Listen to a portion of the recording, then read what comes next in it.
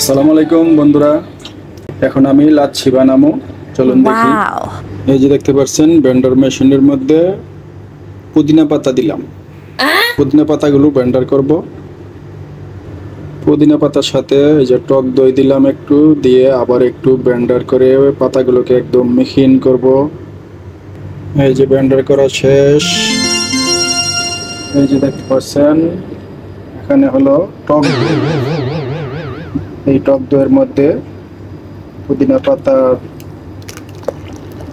মিশ্রণগুলো সব একসাথে ছেড়ে দিলাম। তারপর সেগুলিকে ভালো করে জাকিয়ে নিতে হবে। লাচ্ছি আবার এখন দেব পরিমাণ মতো লবণ।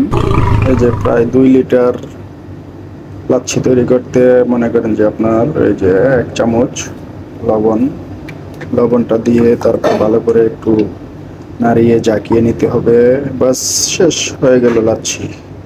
এই গরমের মধ্যে খুব একটা জনপ্রিয় তরল পানীয় লাচ্ছি। এই তো রেডি হয়ে গেল লাচ্ছি।